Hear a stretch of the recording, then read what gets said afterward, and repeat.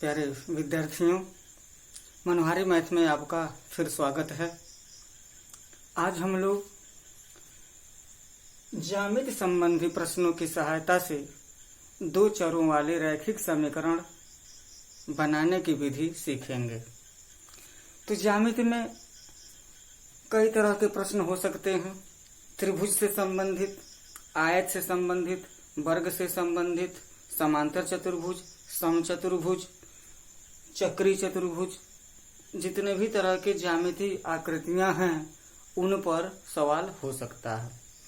तो अब देखते हैं, एक प्रश्न यहाँ पर लिखा गया है कि ABCD एक चक्री चतुर्भुज है। यदि कोण A बराबर 4y धन 20, कोण B बराबर 3y ऋण 5, कोण C बराबर 4x और कोण D बराबर ऋण 7x धन 5 हो, तो इस चतुर्भुज के कोण ज्ञात करें।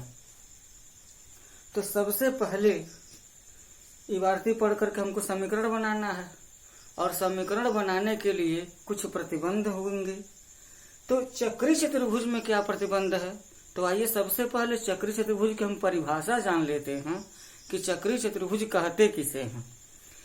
यहाँ पर एक चित्र देख पा रहे हैं। ABCD एक चतुर्भुज है, उसके 4 शीर्ष हैं और चारों शीर्ष वृत्त की परिधि पर स्थित हैं।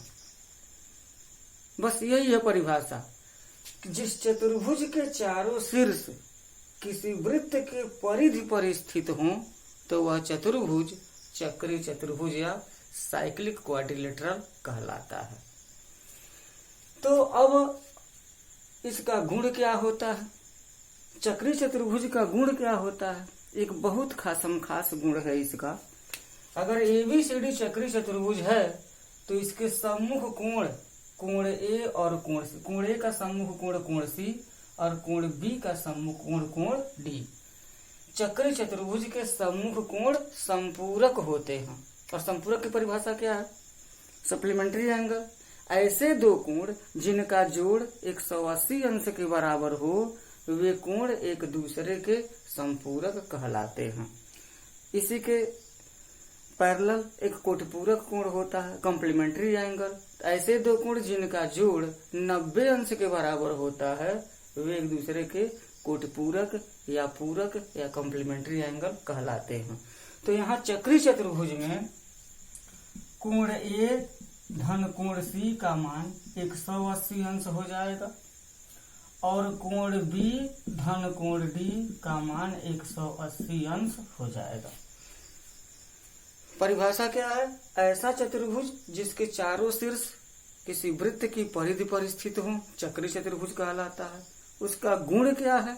बस एक ही गुण है, चक्री चतुर्भुज के सम्मुख कोण संपूरक होते हैं। यानी कि आमने सामने के जो कोण हैं, आमने सामने का एक जोड़ा जोड़ देंगे तो 180 अंश हो जाएगा। बस यही है। अब इसी के आधार पर हम समीकरण बनाएंगे। तो यहाँ हम देख रहे हैं, यहीं लिखेंगे हल में कि चतुर्भुज चक्रीय चतुर्भुज ABCD में क्या है?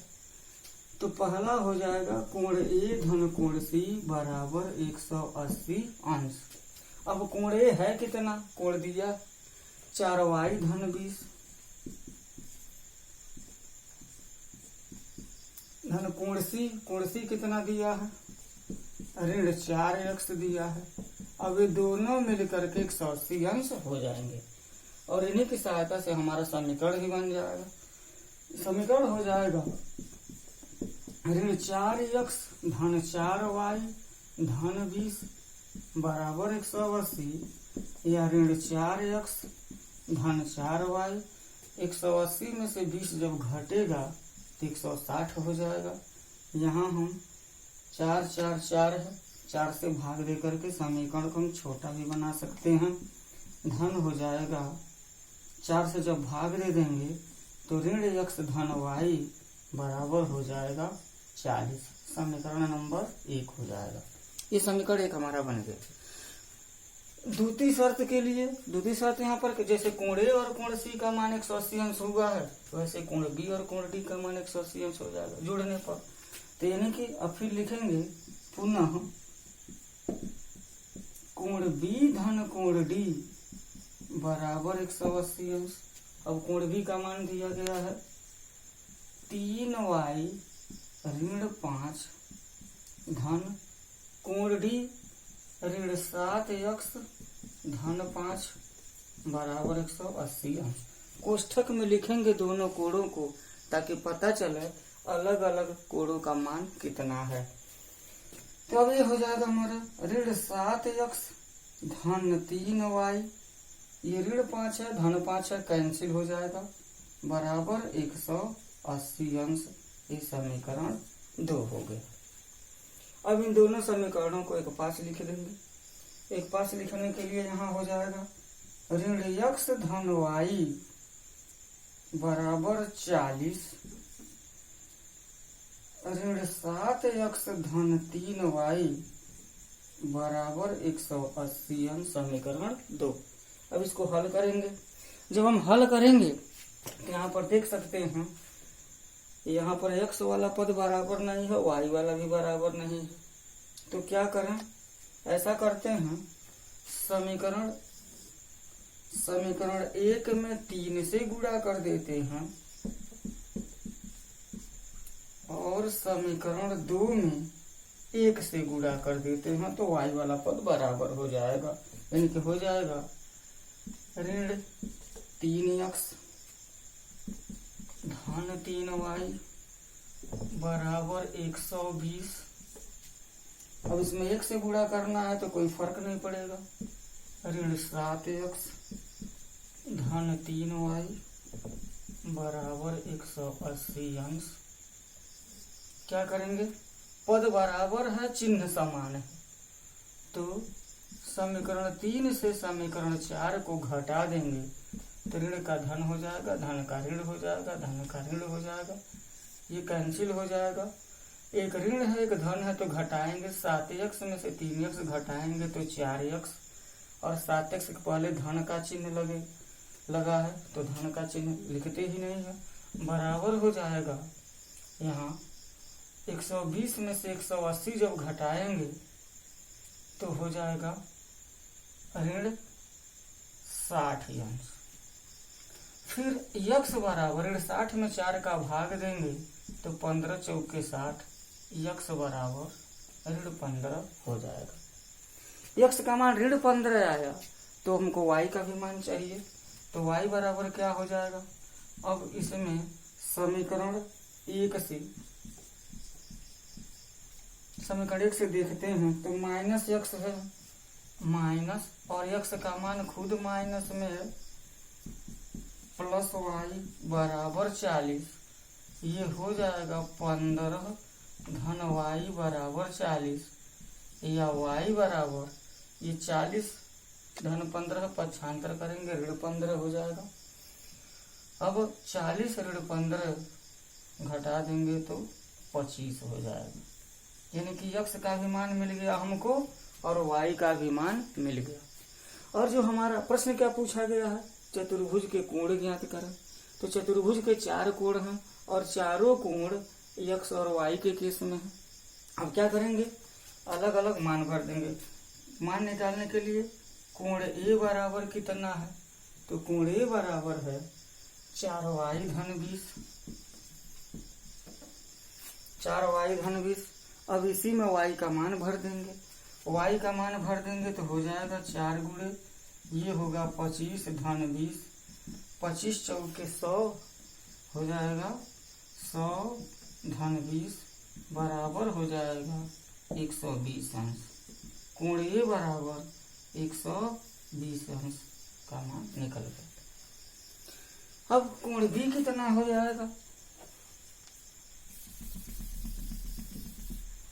कोण बी कितना हो जाएगा। कोण बी का मान लिया है 3y ऋण 5 और y का मान 25 है, तो 3 गुणे 25 ऋण 5, 25 3 75 ऋण 5 बराबर हो जाएगा 70 अंश, अंश में आएगा। इसी प्रकार कोण सी बराबर, कोण सी है ऋण 4x बराबर हो जाएगा ऋण 4 गुणे ऋण 15 बराबर हो जाएगा 15 चौके 60 अंश। अब कोण डी बराबर ऋण 7x धन 5 ऋण 7 गुणे x के जगह पर हम ऋण 15 भर देंगे धन 5, 15 सत्ते 105 ऋण ऋण का धन हो जाएगा और धन 5 बराबर हो जाएगा 110 अंश, यानी कि कोण डी बराबर हो गया 110 अंश। कोण ए, कोण बी, कोण ए का मान, कोण बी का मान, कोण सी का मान और कोण डी का मान निकल गया। अब हम जांच करेंगे कि उत्तर सही है कि नहीं है। चक्री चतुर्भुज के चारों कोण सही आए हैं कि नहीं आए हैं। तो सबसे पहले तो हम समीकरण से भी जांच कर सकते हैं, समीकरण को संतुष्ट कर देता है। यानी तो वैसे ही देख लीजिए, यहाँ कोण ए का मान कितना आया है 120 अंश, ये 120 अंश। कोण बी का मान है 70 अंश, यहाँ पर 70 अंश हो जाएगा। कोण सी का मान है 60 अंश, ये है 60 अंश। और कोण डी का मान 110 अंश आया है, तो 110 अंश हो जाएगा। अब कोण ए और कोण सी का मान, कोण ए और कोण सी समपूरक हैं, तो 120 और 60 को जोड़ेंगे तो 180 अंश हो जाएगा। यानी कि चक्र चतुर्भुज का जो समूह कोण समपूरक होते हैं उसको पालन कर रहा है। फिर कोण बी और कोण डी भी समूह कोण है, ये भी समपूरक होने चाहिए। तो 70 अंश और 110 अंश दोनों जोड़ेंगे 180 अंश हो जाएगा, अर्थात उत्तर हमारा बिल्कुल सही है। तो अगर चक्री चतुर्भुज की परिभाषा हमें मालूम है, उसका गुण मालूम है, तो समीकरण बन जाएगा।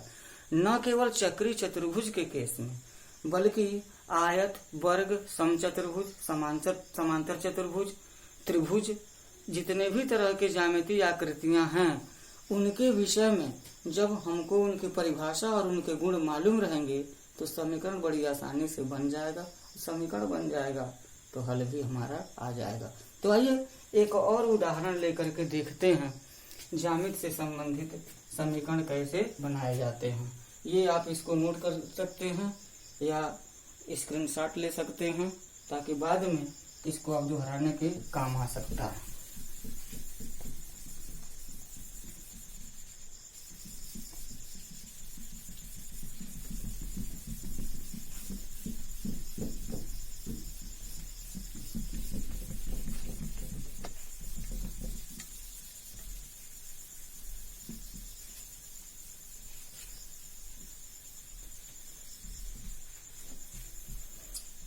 आइए एक प्रश्न पर विचार करते हैं। कहा कि एक आयत का क्षेत्रफल 9 वर्ग इकाई कम हो जाता है यदि उसकी लंबाई 5 इकाई कम कर दी जाती है और चौड़ाई 3 इकाई बढ़ा दी जाती है। यदि हम लंबाई को 3 इकाई और चौड़ाई को 2 इकाई बढ़ा दें तो क्षेत्रफल 67 वर्ग इकाई बढ़ जाता है। आयत की विमाएं ज्ञात कीजिए। विमाएं मतलब उनकी लंबाई और चौड़ाई। तो आइए सबसे पहले हम एक आयत बनाते हैं। अब आयत कैसा होता है इसका भी ज्ञान हमें होना चाहिए, तभी हम आयत बना पाएंगे।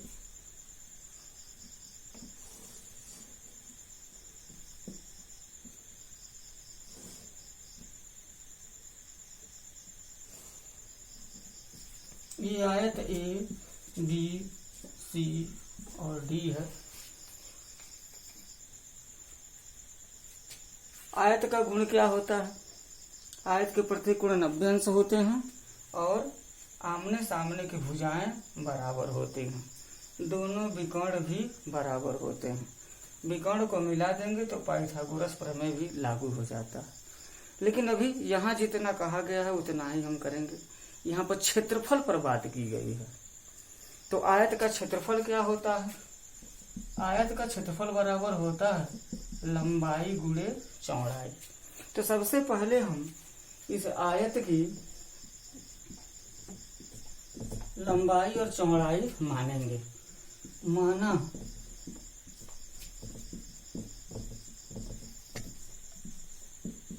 आयत की लंबाई x मीटर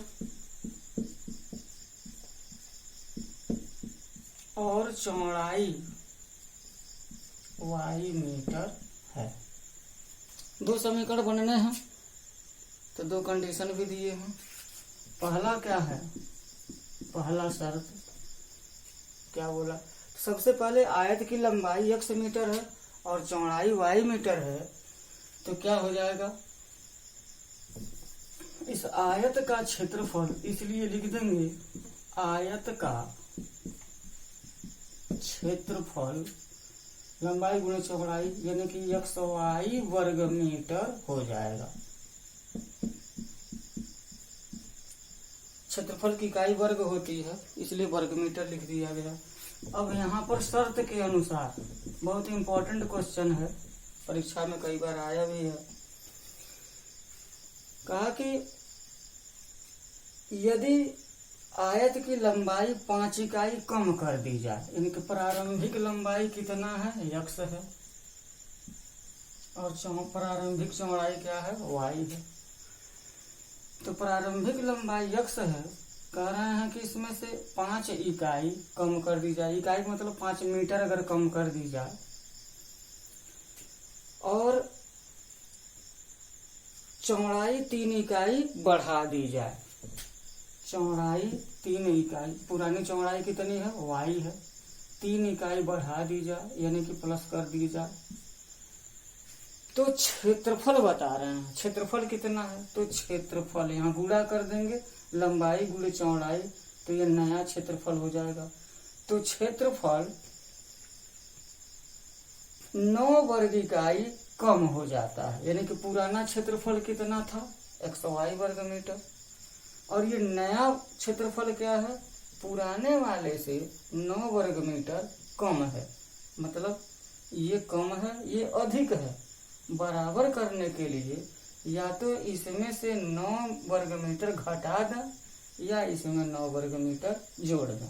तो यहाँ पर हम घटाएंगे ही, क्योंकि अगर जोड़ते भी हैं तो +9 करना पड़ेगा, फिर पक्षांतर करके इसको राइट हैंड साइड में ले जाना पड़ेगा, तो -9 होना ही होना है। इस वजह से इसको हम घटा देंगे। अब समीकरण बनेगा। समीकरण बनने के लिए क्या है, y में x का गुणा करेंगे तो XY -5y धन 3x, धन ऋण का गुणा ऋण 3 × 5 = 15 बराबर XY ऋण 9 हो जाएगा।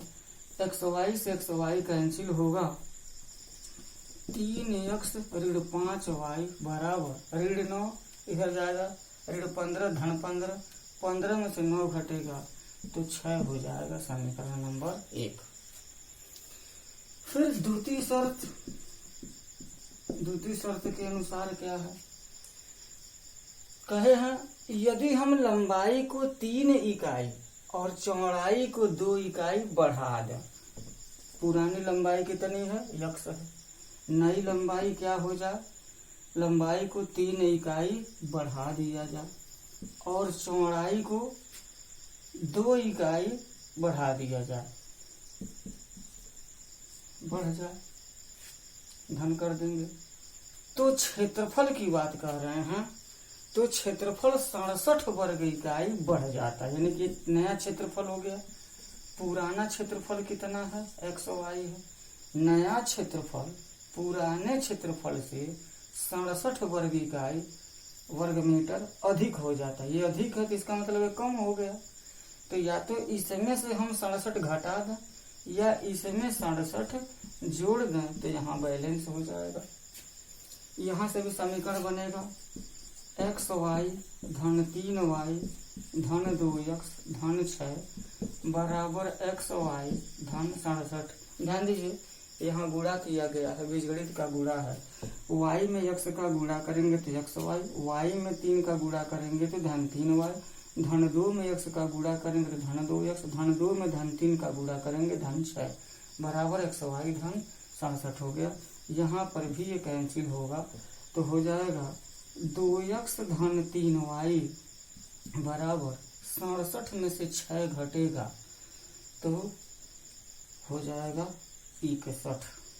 समीकरण नंबर 2। अब इन दोनों समीकरणों को एक पास लिख लेंगे, इन्हीं को हल कर देंगे तो x और y का मान आएगा बराबर 6 और यहाँ 2x धन 3y 2x धन 3y बराबर 61। समीकरण नंबर 2। अब इसको हमको हल करना है। हल करने के लिए x वाला पद भी बराबर नहीं है और y वाला पद भी बराबर नहीं है, तो अब क्या करें? तो सबसे पहले हमको x वाले पद को चाहे y वाले पद को बराबर करेंगे तो बढ़िया रहेगा, क्योंकि y वाला पद बराबर हो जाएगा, प्लस और माइनस का चिन्ह है, विपरीत चिन्ह है, जुड़ने पर कट जाएगा। इसलिए यहाँ लिखेंगे समीकरण 1 गुणे 3 और समीकरण 2 गुणे 5। तो यहाँ हो जाएगा 3 त्रिक 9x 3 5 15y बराबर 3 6 18। समीकरण नंबर 3 और इसमें 5 से गुणा करेंगे तो 5 दूना 10x धन 5 3 15y बराबर 5 1 5 5 6 30। ये हो गया समीकरण नंबर 4। अब यहाँ जोड़ने पर समीकरण 3 में समीकरण 4 को जोड़ेंगे तो क्या होगा? ये कैंसिल हो जाएगा, 10 9 हो जाएगा 19x और ये हो जाएगा 8 5 13 1 1 2 और यहाँ हो गया 3। अब x बराबर मान निकालने के लिए x का जब हम मान निकालेंगे तो कितना हो जाएगा? 323 में 19 का भाग दे देंगे तो कितना आएगा? 323 में 19 का भाग देंगे तो 19 से कम 19 हो जाएगा, 12 में से 9 घटेगा तो 3 हो जाएगा, 1 है और यह 3 19 सते 133 होता है, यानी कि आ जाएगा 17। x बराबर 17 मीटर। y का मान निकाला जाए, y का मान कितना होगा?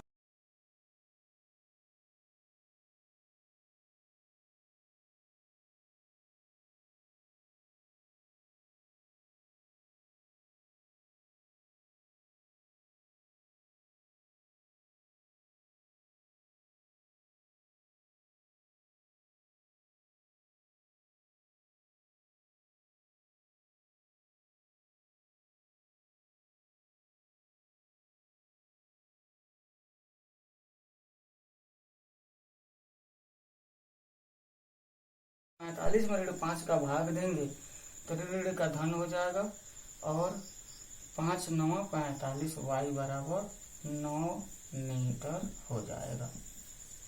अर्थात आयत की लंबाई 17 मीटर और चौड़ाई 9 मीटर हो जाएगा।